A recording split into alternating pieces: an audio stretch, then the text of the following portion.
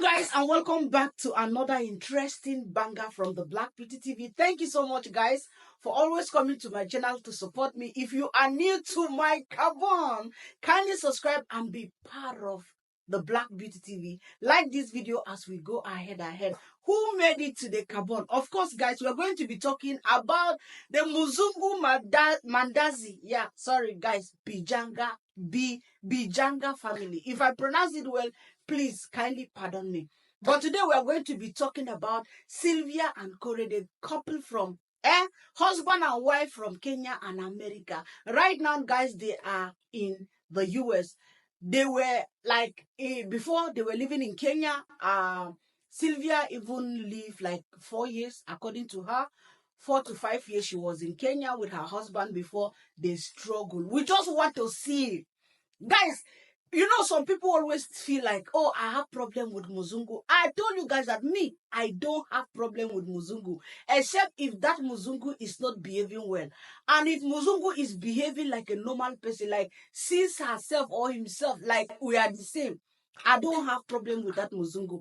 And you see this Sylvia, I think is one of the Muzungus that have come to Africa that I have really like, should I say falling in love with naturally, or loving the way she has lived her life in Kenya with her husband, and even starting from the crash, going back to hear her story and hear how she started and how their life started, you will know that it's not a gold digger or something, because they started their life in fact, the beginning was just a very simple life. She was rejected. She was like from her parents and all that, but she stayed with her, her love for her husband. How do I say it? Like, how did they say first, when you see someone for the first time and you fall in love, that is what happened between her and her husband. The first time she saw her husband, when the guy was still like working in Kenya, repairing computers for people, and when thieves broke to their house. The story is a very long story. You need to really watch it. Anyway, guys, before we go into talking about Sylvia and Corey, I want us to watch this video. I watched her collaboration she made with the woman. Is it Mommy's Talk? Something like that. Shout out to you. And in this video, she said a little about themselves. But if you really want to know more about their life or about her, how they came to Kenya and why they came to Kenya with her parents as missionary, she talked about it. She talked about how they were excommunicated from the Amish community, her parents, because they left, and then they now joined this new congregation. Anyway, guys, let us listen from Sylvia what she has to tell us about a little about herself. After that, we go and listen to how she talked about her motherhood and her being sick, epilepsy. Yeah, we watch that one, and then we go and see how is her life, how was she in Kenya till they found themselves with the husband and the child. In fact, very cute baby boy in the US. Let's listen to her, guys, and then we'll come back again like never before. Kindly like the video as we go into the real gist. We, as you might know, if you've been following our YouTube channel, the Bichanga family, we have just recently relocated from Kenya to America. And right now we're in the transition of moving from an apartment at my parents' house to one of my dad's rental houses to have like our own space. And we're also doing like some remodeling and stuff. That's all over on our channel, but it's been a lot lately, and we've been sick a lot since we're home. And yeah, I am an American lady who moved to Kenya as a missionary with my family. And that's where I met Corey, my husband. His name is Kelvin Bichanga. Like you said, he's from Kisi tribe, and we're so proud about that. I love the Kisi people and all that they have in their culture. I think it's amazing, all the different cultures in Kenya. So we lived in Kenya for almost 4 years since our wedding, and we were working on my husband's paperwork, and finally it went through.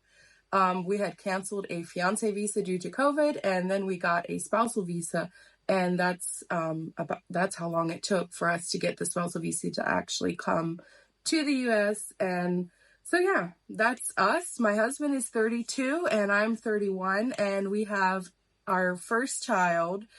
His name is Tavi Lee Bichanga, and he is now just 9 months old. So that's who we are. So you guys, that is very, very little about the Bichanga family. If you want to know more about them, I've told you where you will get that video, I think 3 years ago, where they met themselves. She spoke a lot. It's over an hour video. Guys, you will not believe it that I watched that video all just because I really want to know deeply how they started.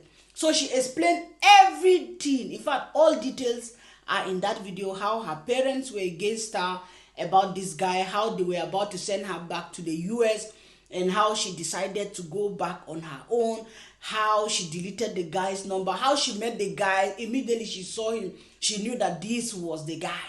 You know, her butterfly were running. In fact, the butterflies, they were running wuto in her tummy. She explained everything. Now she went ahead in this same video, guys, and she explained how her health affected her from like taking in, but at the same time going to the test.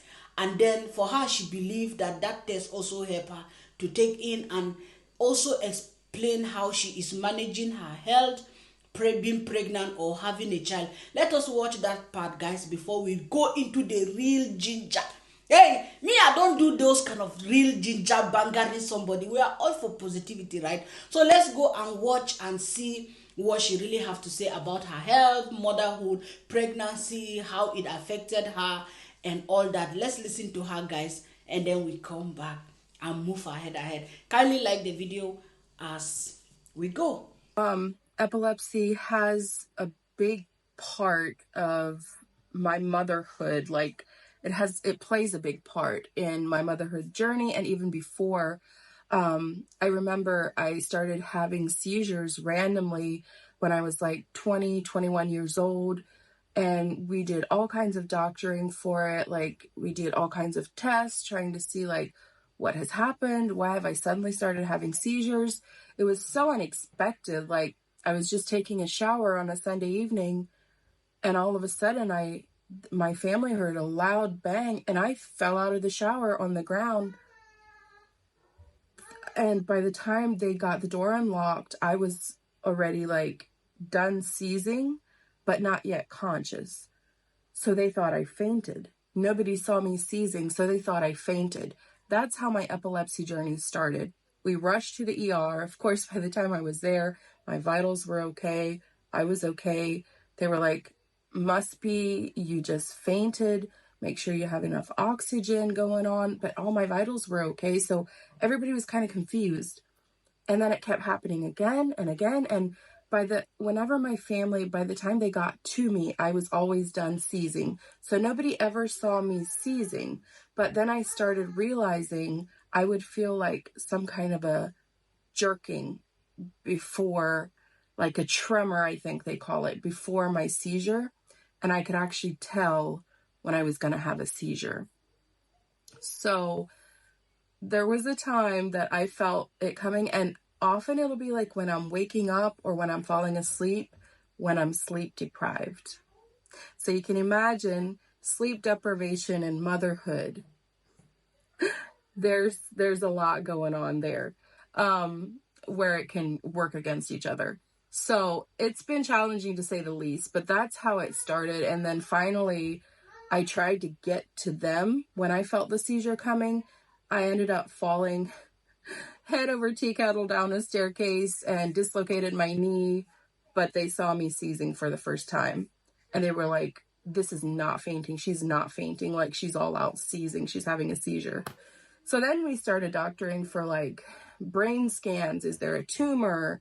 EEGs, like to watch my brain waves. And it was the whole thing. And I also tried like food allergy testing, tried to change my diet, everything. I just kept having a seizure about once a month at that point. And during that time, after the doctors finally said, she looks normal to us, we don't know what's going on. It was over that time, right after that we were going over to Kenya. And so I actually ended up having a seizure on the airplane going over to Kenya. Again, time change, sleep deprivation, all that played into that. So I was rolled off of the plane on a wheelchair. I had again, I was sitting in the seat, but I somehow dislocated my knee again. My knees are really bad. But anyway, that's another story. So while I was in Kenya, I started seeing a doctor there. And I'm forever grateful that I did, because it really helped me the 4 years that I lived there and gave birth there. But he's at Aga Khan in Kisumu. So guys, because I cannot play this video all, it's not my video, I'm just taking part of it to chop.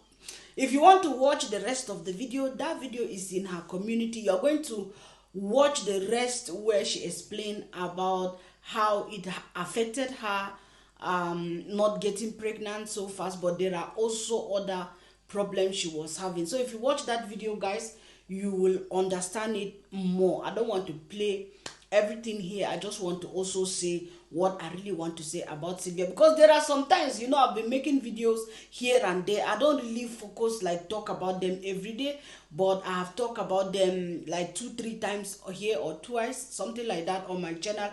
And anytime I talk about them, someone will come and say, like, I don't like Sylvia or something because she did that. We all have our point of view, but I always tell people that because everybody knows this channel as a bangering. I used to banger and banger. And even when I used to banger, I don't used to banger with the mind like that. And people will always ask, oh, why am I not bangering people? Or maybe it's because I love those people. No, I always say that in life we have our, everybody have their own. We are not perfect. But when you leave the imperfections to overcome the perfection is when it is bad. I'm not saying that Sylvia is 100% good. No. Or I'm not saying that she's no. I don't even want to go there. But through watching her video and seeing her action with her husband, you will surely know that yes, these people were really meant for each other. This is what I call love.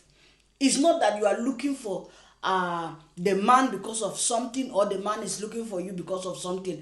I'm not in somebody's heart, as I have said. I'm just speaking based on watching them.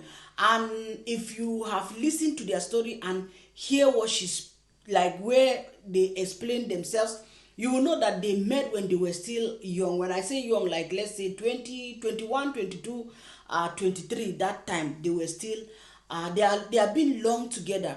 And why I really admire their life is that their life from the beginning, it was not based on material things. If you watch their video and watch their videos, watch their life story, watch what has been before they even come into this YouTube, you will realize that their life, that is the first Muzungu, and I will not say the first, I don't want to even go that, but honestly speaking, I admire their life, two of them. I told people that I judge people based on their character.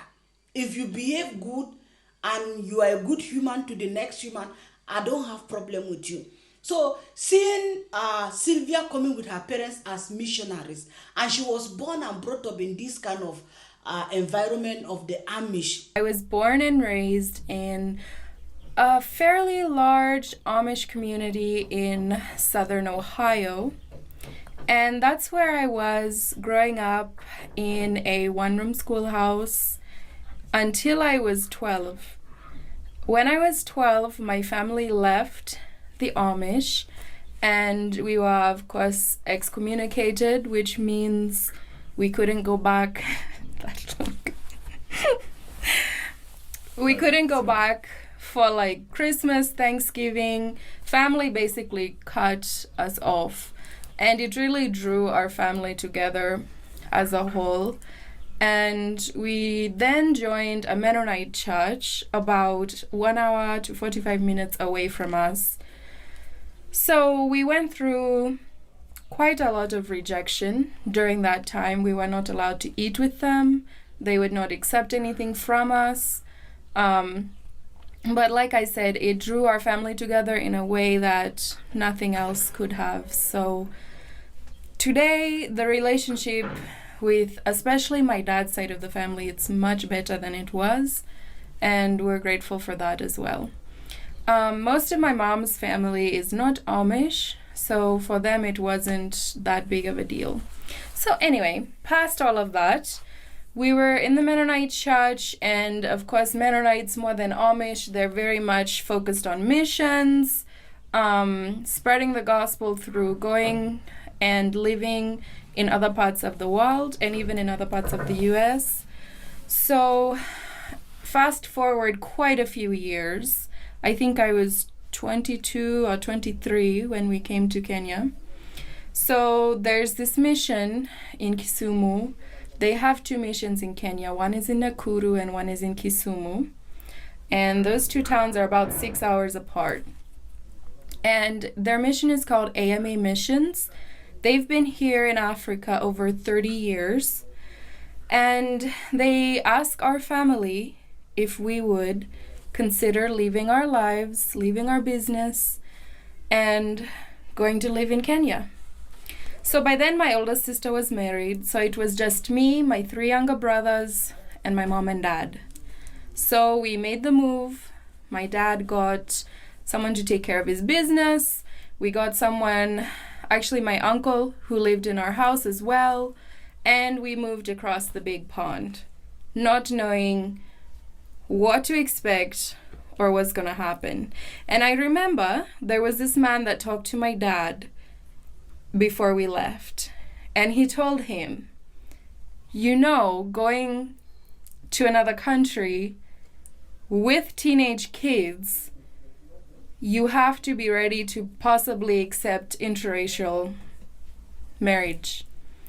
And I remember my dad coming home and telling us about that, and I was like, whatever, you know, won't happen. I had some things in the oven at home, if you know what I mean.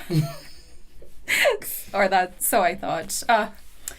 The immaturity of teenage life is appalling. I didn't even know much about the Amish till I started doing this, our American stuff.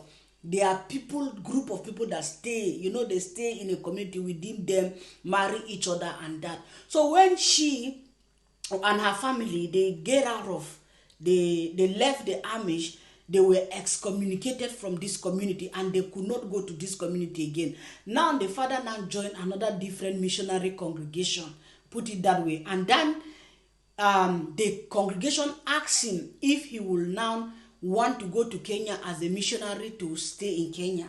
And he accepted, looked for someone to take care of his business, and then he left with his kids to Kenya.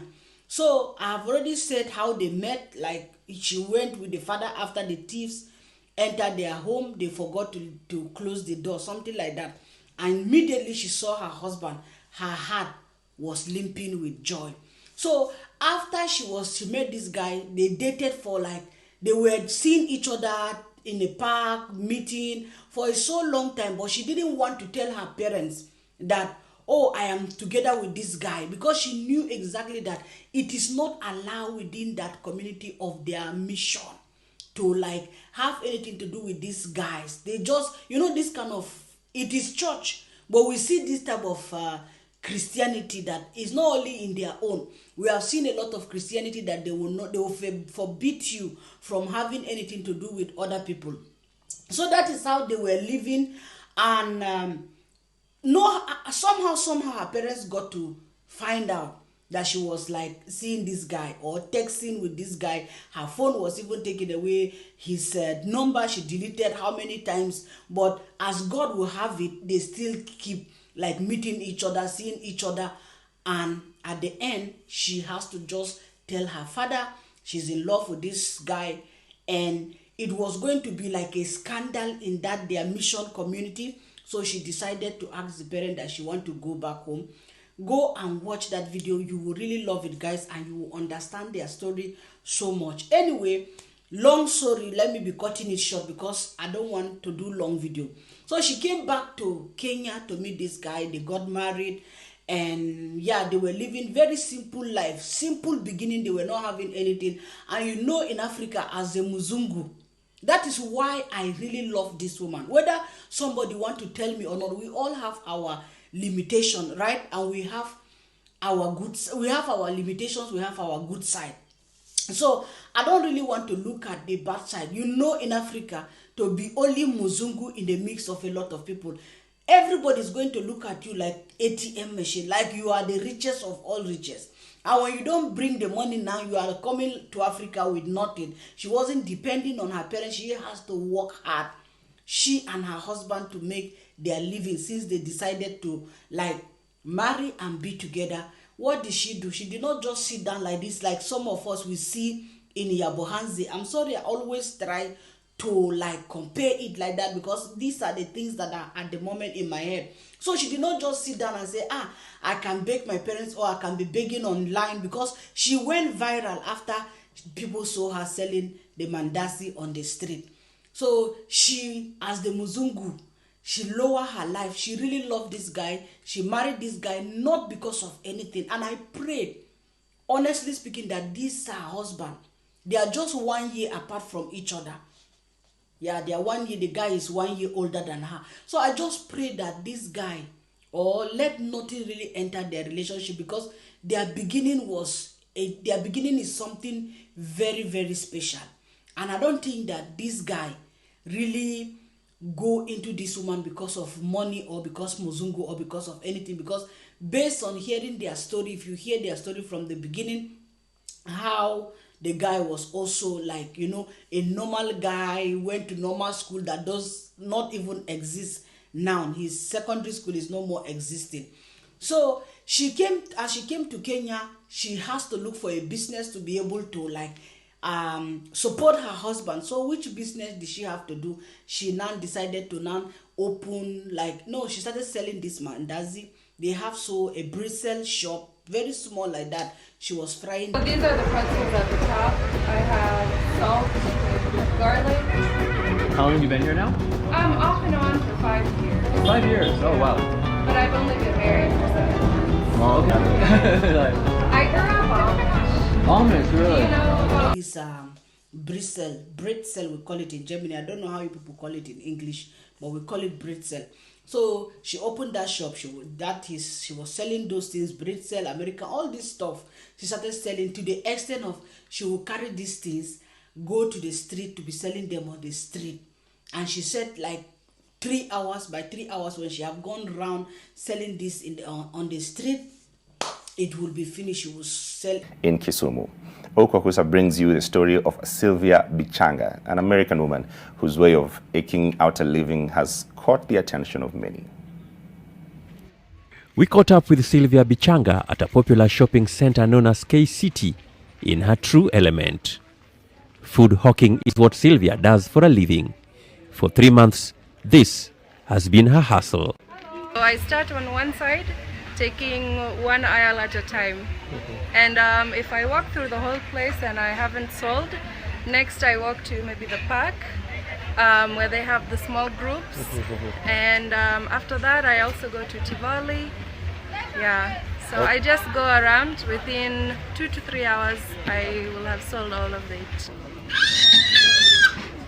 Some of the food items Sylvia hawks include pizza pockets that go for 80 shillings, apple pie which sells at 70 bob, mango pie, tea, as well as sausage rolls.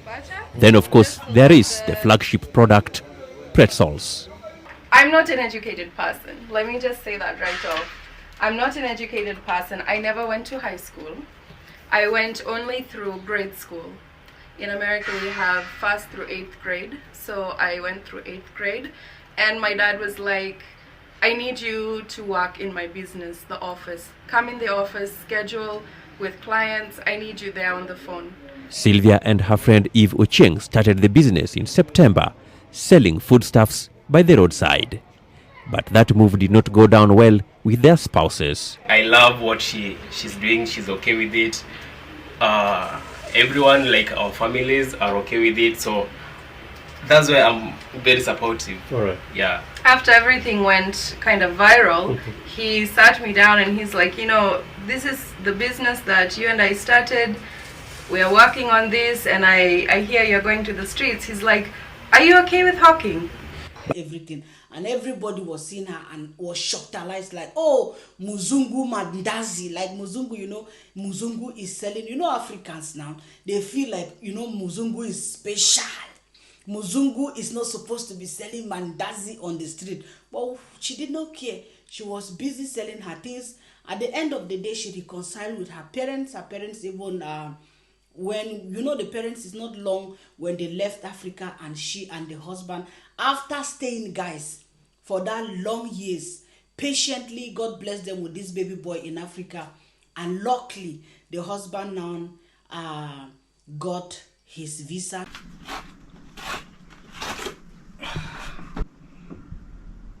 Babe, it's not a sweet to take long with it. Just get it.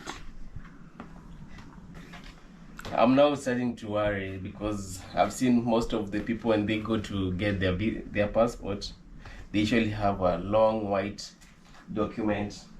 Already we don't have a white paper we are supposed to have. Yeah. What is usually on that white paper? See the information of paying for, is it your visa? And I think green card. I'm worried.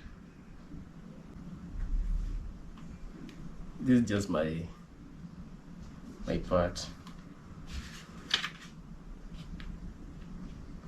And they relocated to the US. Even when they went to the US, already they were making money on YouTube. But when they went to the US, guys, they were still living this humble life. They went firstly living with her parents in the same house. If I'm not mistaken, they are still living, and now they got one of the home, their first home, the first house from her father is her father's house.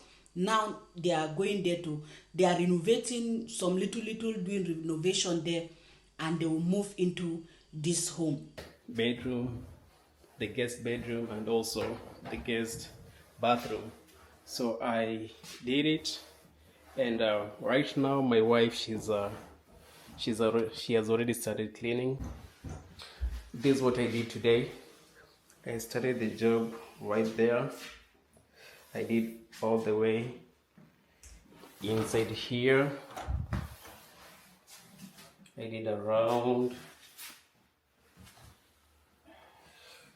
I came this side, and this I also did inside here. You can see, and that was the ending point. Then from I forgot we still have to put the toilet here. oh yeah, so I started like from this end down here. I came all the way around in the bathroom. I did all of it. Then if you have been watching their series from the US, you will know that in a very, very short month, they have done even a lot that I cannot even mention here. When I said a lot, I don't mean that like they have done a lot for themselves, like people that just moved to the US from Africa. Though her parents were there, they have become like they were pillars for her there. There is somebody there to support her, but already they have done a lot. If you watch their videos, is something to encourage our life. Like watch them from Africa, humble life, back to America, going into humble life, and now going into their own home to have something for their family. It's a really, really nice story. If you have not been watching them, just kindly subscribe to their channel and watch them. You will really love them more. I can't wait to see how their life is going to go forward in the USA. I don't know if I'm going to play another video for you guys, or maybe we'll call it a day, but let's just see. So yo guys, that is their home now. They are renovating their home and they go into their home. I can't wait to see more series from them from the US. So guys, that is the end of our video. If you have any other opinion, you can put it on the comment section. Please respect each other. Imagine it's the Black BBTV that is asking you this thing. Respect each other, guys. We want to go into positivity. Anyway, guys, thank you so much for watching the Black BBTV. If you have not liked the video, kindly like the video, and I don't know, we'll just be making any videos. Any good and nice videos we see, we'll just be putting them. I will be putting my vlogs also from here and there if I travel. So thank you so much, guys, for supporting the channel, and God bless you. See you again in another video. Bye bye.